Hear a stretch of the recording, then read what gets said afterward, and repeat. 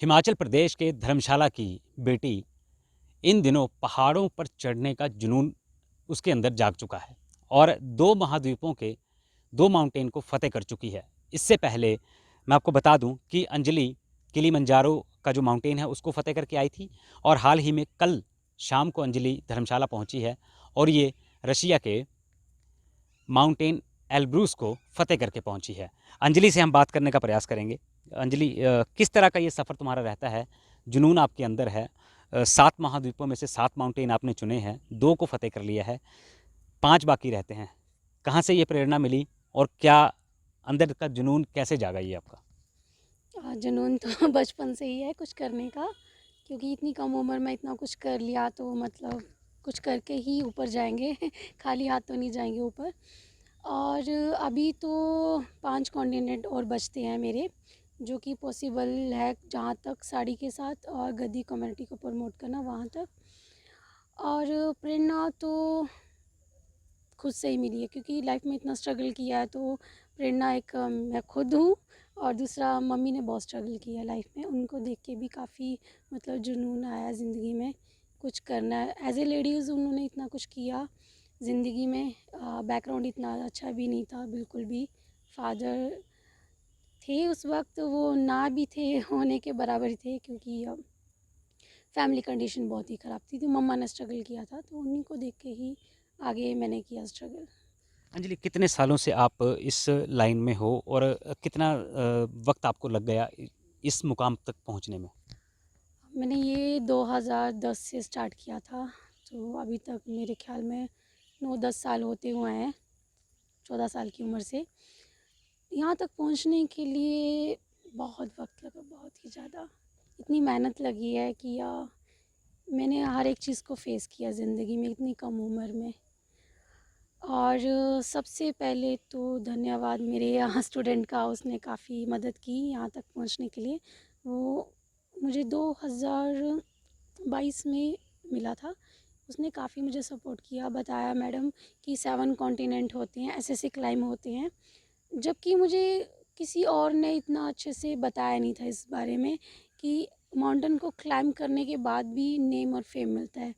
तो जैसे कि मैंने ले साइड एक माउंटेन है यूनम, उसमें मैंने गद्दी कल्चर को प्रमोट किया था। गद्दी कल्चर की ड्रेस लगा के ही क्लाइम किया था मैंने। तो उस वक्त मैंने साड़ी के साथ नहीं किया था। तो वो मेरा फ़र्स्ट एक्सपीरियंस था काफ़ी अच्छा। 6110 मीटर की वो पीक है, रॉकी पीक है, काफ़ी अच्छी थी। तो उसके बाद धीरे धीरे ये स्ट्रगल मेरा स्टार्ट होता गया, तो यहाँ तक मैं पहुँची। रशिया का जो एल्ब्रूस माउंटेन है, वहाँ तक आपको पहुँचने में सफ़र कहाँ से शुरू करना पड़ा और कितना लंबा ये ट्रैक आपका था? सफ़र तो मैंने हिमाचल से शुरू किया था। सबसे पहले तो मैंने वीज़ा अप्लाई किया दिल्ली में जाके, काफ़ी भाग दौड़ करनी पड़ी मुझे इन सब चीज़ों को लेके। इन सब चीज़ों को मेरे स्टूडेंट ने ही मेरे साथ साथ दिया। उसने काफ़ी मदद करी वीज़ा अप्लाई करने में और वहाँ दिल्ली में रहने के लिए, क्योंकि मेरा कोई तो रिलेटिव नहीं है दिल्ली में। और मैंने 5 तारीख को यहाँ से अपनी जर्नी स्टार्ट की थी, 5 अगस्त को दिल्ली पहुँची। शाम को मेरी फ़्लाइट थी 6 तारीख को, तो मैं 8 तारीख को रशिया पहुँची मिलर बॉडी में। फिर वहाँ से 3 घंटे की जर्नी और थी, तो इतना लंबा सफ़र था काफ़ी फ़्लाइट में। जो आपने एल्ब्रूस को फ़तेह करने का सफ़र शुरू किया था, आपका जो स्टार्टिंग पॉइंट था, वहाँ से क्लाइमेट कैसा मिला आपको? और जब आप टॉप पर पहुँच गए, तो टॉप पर कैसा क्लाइमेट था? किस किस प्रकार की ठंड थी? और साड़ी में आपने ये सफ़र तय किया है, साड़ी में पूरा आपने ट्रैक किया है इसको, तो कितना मुश्किल था तिरंगे वाली साड़ी पहन करके इस ट्रैक को फ़तेह करना? जी, बहुत मुश्किल था। पहले तो मैं हिमाचल से स्टार्ट किया दिल्ली के लिए। आपको पता है हिमाचल का एनवायरनमेंट और दिल्ली का काफ़ी डिफरेंट है। एक्लामेटाइजेशन नहीं बिल्कुल। फिर मैंने फ़्लाइट में आपको पता फुल एसी रहेगा, तो वहाँ पे काफ़ी अलग सा मेरा बॉडी लेवल हो गया। फिर मैं रशिया में पहुँची, तो जैसे मैंने लैंड किया फ़्लाइट, तो वो वहाँ पे गर्मी थी। तो वहाँ पे मेरा बॉडी लैंग्वेज थोड़ा डिफरेंट हो गया। फिर वहाँ से 3 घंटे का जर्नी था आगे माउंटेन की ओर। तो धीरे धीरे जाते जाते मेरा बॉडी चेंज होता गया। लिटरली मैं थोड़ा फ़ीवर भी आ गया, क्योंकि इतना इन्वायरमेंट चेंज हो चुका था। तो वहाँ पे कुछ दिन नीचे हमें बिठाया एक्लामेटाइजेशन के लिए। तो धीरे धीरे मेरी बॉडी ने उसको ऑब्ज़र्व कर लिया। और जैसे हम माउंटेन की ओर गए, तो ठंड काफ़ी होगी, क्योंकि आपको तो पता है वहाँ पे स्नो भी था, ग्लेशियर भी था, रॉकी भी था, तो वेदर भी कभी कभी वहाँ पे ख़राब होता था। तो ये सब चीज़ें देखनी पड़ी मुझे। तो वहाँ पर पहुँचकर आप जब आपने सफ़र तय किया तो कैसा ये सफ़र रहा, और जब आप टॉप पर पहुँच गए तो कैसा महसूस आपको होता है, क्योंकि देश और प्रदेश का नाम आप रोशन कर रही हैं इस तरह के जो है एवरेस्ट को इन पर चढ़ाई करके, इनको फ़तेह करके, कितना आपको वहाँ पर वो एक कहते हैं ना कि हमने इस चीज़ को जीत लिया है आखिरकार। और वहाँ पर जो क्लाइमेट था उस क्लाइमेट की ठंड कितनी थी, ये भी आप बताएंगे हमें। जी, प्रेशर बहुत था दिमाग में, क्योंकि जनता का पैसा लगा था, स्पॉन्सरशिप किया गया था, तो वहाँ तक पहुँचना था मुझे। ये टारगेट था मेरा, कैसे भी करके चाहे मौत भी क्यों ना आ जाए, वहाँ तक पहुँचना ही था मुझे। और जैसे कि हमने समिट के टाइम रात को स्टार्ट किया तो माइनस था बिल्कुल, माइनस 4-5 डिग्री था, तो काफ़ी ठंड था। साड़ी में काफ़ी मेरे हाथ फ्रोज़न हो गए थे, इवन नाक ओंठ मेरे फट चुके थे। तो विंड इतनी ख़तरनाक थी, वो शरीर को चीरते हुए निकल रही थी। तो वो चीज़ मैंने बहुत फेस करी, जो हवा बहुत ख़राब थी वहाँ की आधी रात को और सुबह तक इवन जब तक 11 नहीं बजे तब तक वो विंड चलती रही। जैसे डाउन करना स्टार्ट किया तो वो धीरे धीरे ख़त्म होती हुई आ गई। तो मतलब काफ़ी अच्छा लगा सबमिट करके कि फाइनली मैंने सबका नाम रोशन कर दिया, देश प्रदेश सबका। कौन से रैंक पर आप वहाँ पर पहुँचे रहे हैं इस वक्त। रैंक की तो बात वैसे हम माउंटेन में होती नहीं है, क्योंकि सब रस्सी के साथ बंधे होते हैं।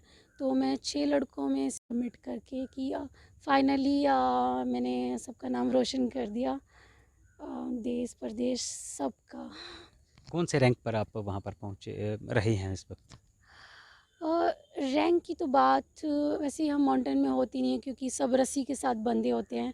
तो मैं 6 लड़कों में से एक लड़की थी उनके साथ, तो ऑब्वियसली मैं एक लड़की थी, तो ये तो था नहीं कि मुझे आगे चलवाएंगे वो लोग। जो मेरा स्टैमिना था उस स्टैमिना के अकॉर्डिंग ही मैं लाइन में थी। मैं तीसरे चौथे नंबर पे थी, तो मेरे से आगे फॉरेनर्स थे, लड़के थे। तो क्योंकि कमज़ोर इंसान को भी वहाँ तक पहुँचाना, अगर वो आधे रास्ते में आ गया तो वो सबका फ़र्ज़ बनता है, टीम का भी, इंस्ट्रक्टर का भी, उसको पहुँचाना वहाँ तक। तो उसमें सबकी मेहनत लगती है। हिमाचल प्रदेश में आपकी वापसी हुई है पिछले कल, जी। किसी ने आपका वेलकम नहीं किया, दुख होगा या नहीं होगा, या आप भी उम्मीद है कि आप फाइनेंशियली स्ट्रॉन्ग नहीं हैं और सरकार के साथ आपकी कोई वार्तालाप हुई है या मदद आपको सरकार की चाहिए, क्या आपने सरकार के साथ कोई ऐसी बात की है। नहीं, मेरा तो कोई वेलकम नहीं हुआ। जैसे मैं पहुंची, मेरी मम्मी और मेरी बहन आई लेने के लिए। वैसे इनसे बढ़ के तो कुछ भी नहीं है परिवार से। दुख हुआ है, किसी ने मुझे सम्मानित या कुछ मतलब एक वेलकम भी नहीं करा, तो काफ़ी दुख हुआ, क्योंकि इससे मेरा मनोबल टूट रहा है। एक तो मुझे सम्मानित नहीं किया, किसी ने पूछा भी नहीं, तो मैं क्यों कर रही हूँ, किस लिए कर रही हूँ, मतलब सिर्फ मेरी पहचान यहाँ तक रह गई है कि मैं एक क्लाइंबर हूँ, खाली चढ़ती हूँ और प्रमोट करती हूँ, उसके अलावा मेरा कोई अस्तित्व नहीं है। चलो, मुझे करना ना करना कोई फ़र्क नहीं पड़ता, मैं इस चीज़ की इच्छा भी नहीं रखती। जैसे कि आज की जो जनरेशन है, अगर वो कुछ करती है तो उसको सम्मानित करो, कोई भी करो, स्कूल वाले, एकेडमी, कोई भी, पर सम्मानित करो एक छोटा-सा। ज़रूरी नहीं आपको लाखों देने हैं, करोड़ों देने हैं, वो तो ओलंपिक वाले ले ही रहे हैं, पर जो छोटा-छोटा भी करते हैं ना देश के लिए, डिस्ट्रिक्ट के लिए, तो उनको भी सम्मानित करो, पेन से कर दो। तो आगे जो आपने 5 आपके महाद्वीप बाकी महाद्वीप पर जो माउंटेन्स हैं, उनको फ़तेह करने के लिए आपको कितना संघर्ष करना बाकी है, और किसकी मदद से आप ये आगे जो 7 माउंटेन्स को फ़तेह करने का आपने जो एक ज़िम्मा ठान लिया है, वो कैसे होगा सपना पूरा? जैसे कि सबसे पहले तो स्पॉन्सरशिप, गद्दी एजुकेशन मिशन स्पोर्ट वालों ने स्पॉन्सर किया। उन्होंने किलिमंजारो के लिए भी किया था और अब भी उन्होंने किया। उनका बहुत योगदान रहा है मेरी ज़िंदगी में। जैसे कि वो स्पॉन्सर ना करते तो मैं यहाँ तक कैसे पहुँचती। आपको पता ही है कि इतना माउंटेन के लिए इतना बजट होना ज़रूरी है कि हमारा बजट बनता है। तो स्पॉन्सरशिप की ही बात हो रही है, तो मैं चाहती हूँ कि मुझे थोड़ा-थोड़ा स्पॉन्सर करें। मैं ज़्यादा की उम्मीद नहीं रखती, मैं कम चला लूँगी। मैं अपने डेज़ कम कर लूँगी क्लाइंबिंग के, मैं अपना मेहनत ज़्यादा दिखाऊँगी। जहाँ पे 5 4 दिन का रास्ता है, मैं 2 दिन में कर लूँगी। तो मैंने किलिमंजारो भी 4 दिन में ही क्लाइंब किया था, जबकि उस माउंटेन के लिए मैक्सिमम भी डेज़ लगाए जाते हैं 8 से 7 दिन का। पर मैंने वो चीज़ नहीं सोची, क्योंकि मुझे पैसा बचाना जनता का। मुझे थोड़ा भी दोगे स्पॉन्सरशिप तो मतलब मैं वहाँ तक पहुँच रही हूँ ना, मुझे बहुत खुशी है। थोड़ा जान जा रही है कुछ दिनों में, क्या फ़र्क पड़ता है, रिकवरी हो जाएगी। मैं घर आऊँगी वापस, मैं खाऊँगी, पीऊँगी, सोऊँगी, रिकवरी हो जाएगी। अगर लोगों ने, जनता ने मेरे पे पैसा लेकाया है, मैं वहाँ तक नहीं पहुँची, तो उसकी रिकवरी कभी नहीं कर पाऊँगी मैं। तो मतलब मैं ये उम्मीद रखती हूँ सबसे कि प्लीज़ सामने आओ, स्पॉन्सर करो। मैं आपका, देश का, हर एक चीज़ का नाम रोशन करूँगी। हाँ, सबका। एवरेस्ट कब तक फ़तेह करने की ठान ली है? एवरेस्ट माउंटेन एवरेस्ट जो है उसको कब तक फ़तेह करोगे? एवरेस्ट का मैंने 2025 में अपना टारगेट बनाया है। 2025 में कैसे न कैसे मुझे एवरेस्ट करना है क्लाइंब। तो उससे पहले जो भी कॉन्टिनेंट बचते हैं, मैं उसको क्लाइंब करना चाहती हूँ, क्योंकि मुझ में संतुष्टि होनी चाहिए कि मैंने सेल्फ किया खुद से, मेरे में कितना कैपेसिटी है, मैं वो देखना चाहती हूँ। उसके बाद 2025 में एवरेस्ट। बहुत बहुत शुक्रिया अंजलि आपका।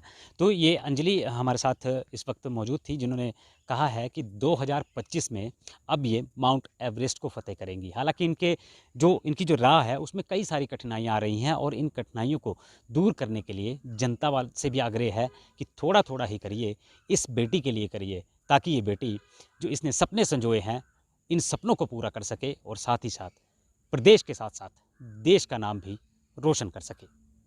धर्मशाला से कैमरामैन अनु शर्मा के साथ मनोज धीमान, खबरें अभी तक।